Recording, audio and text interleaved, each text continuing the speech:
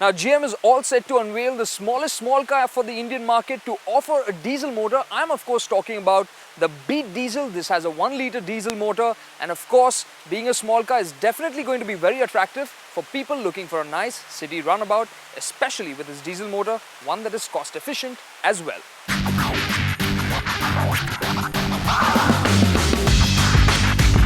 The motor in the engine bay is derived from the famous multi-jet diesel motor that was co-developed by GM and Fiat. Here, of course, it is a 3-cylinder unit having ditched 1 cylinder and uses a small fixed geometry turbo. From the outside, it's hard to tell this Beat apart from the petrol version. It's the same funky design, and equipment includes the fog lamps and alloy wheels. The only new bit is the TCDI badge.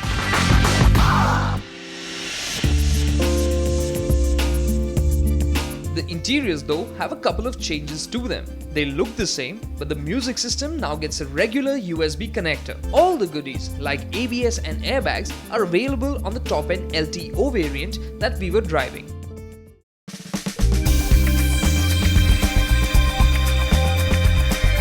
But I was keen to sample the most important bit, the 3-cylinder 936cc engine. It pumps out a mere 58 bhp of power and 15.15 kgm of torque. It is a tall order to expect this small engine with its modest power to cope with the task at hand.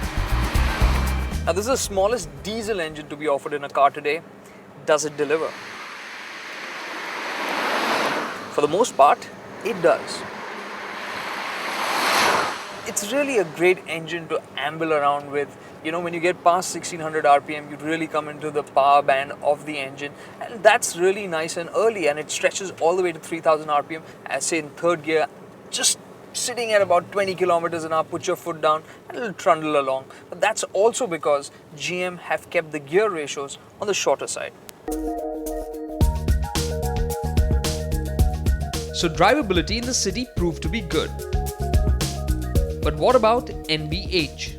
Or noise, vibration and harshness? These levels have to be carefully controlled on diesel cars, and in the city, the Beat Diesel felt nice and refined.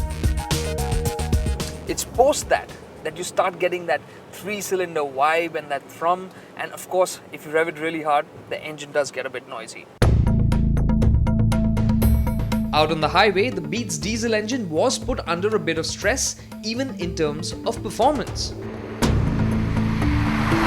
However, there's really no replacement for displacement, and you can feel that when you head out onto the highway. While the Beat Diesel is more than capable of chugging along, it really doesn't feel completely relaxed doing so at higher speeds, and when you want that overtaking maneuver done in a flash, it just won't leap forward. You're going to have to make a couple of gear changes to get it going. The gear shifts don't always slot in perfectly. They could have been smoother.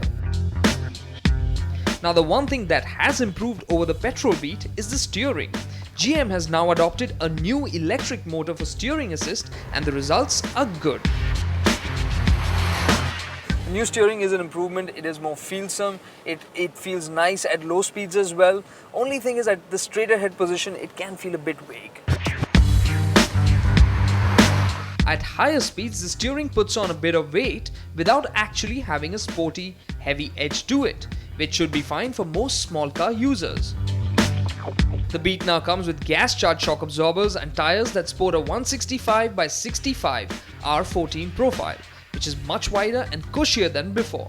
This has made a noticeable change in the ride quality of the Beat. Now the ride quality has gotten better. It's become more soft, it's become more pliant, and when it's riding over the rough stuff, you can really feel it. This just is more absorbent, more comfortable, and for a small car, this is really great ride quality. Improved comfort will make Beat Diesel owners happy, but what will surely put a big smile on their faces will be the company claimed fuel efficiency figure of 24 kilometers per litre. Of course, the number will drop in the real world, but it will still be a major plus point. So, is the Beat Diesel ready to write a few new rules? Now the Beat Diesel certainly seems like a very interesting and exciting package. The diesel motor has good tractability, especially in the city. It has great levels of NVH for what is after all a 3-cylinder diesel motor. It of course lacks the get up and go which you can feel out on the highway when you want that sudden overtaking maneuver, but as we say, there really is no replacement for displacement. However, the added benefit of that fact is that you will get great fuel efficiency as claimed by General Motors. The suspension has also been fine-tuned further, so it's more pliant, more comfortable, the steering is more feelsome. So overall the car has been tweaked and improved apart from the diesel engine. Of course, what remains to be seen is what GM does with the pricing. If they price it close to the Swift, Figo, in that territory, then it is heading into some very stiff competition.